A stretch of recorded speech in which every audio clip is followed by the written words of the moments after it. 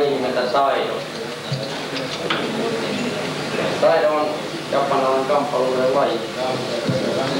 Ja Taido kehittyi toisen maailmansodan jälkeen 20-vuotisen kehitysprosessin pohjalta.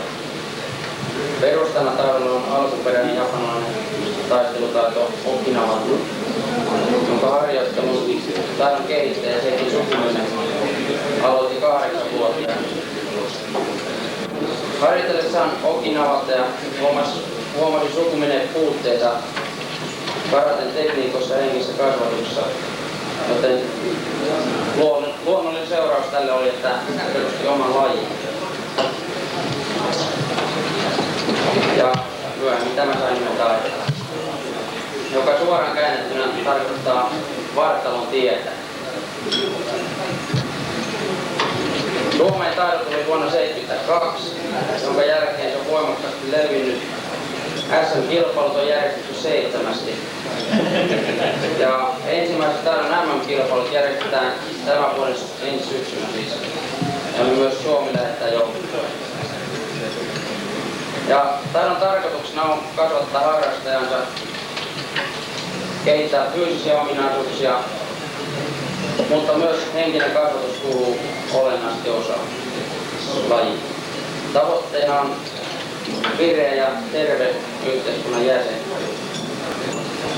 Ja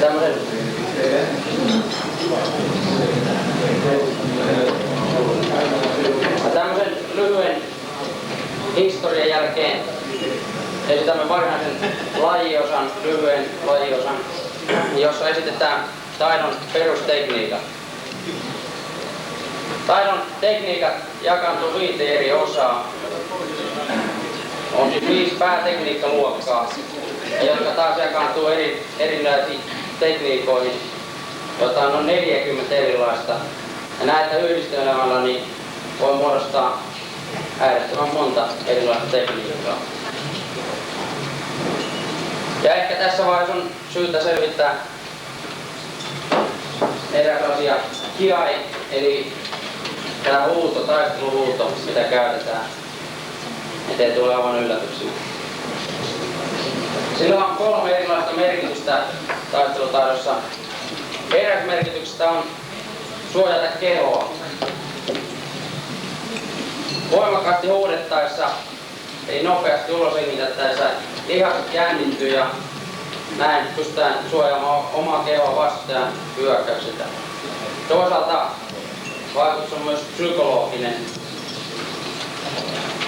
Sekunnin murtoosan hämännyt vastustajalla antaa hyvän tilaisuuden hyökkäykseen.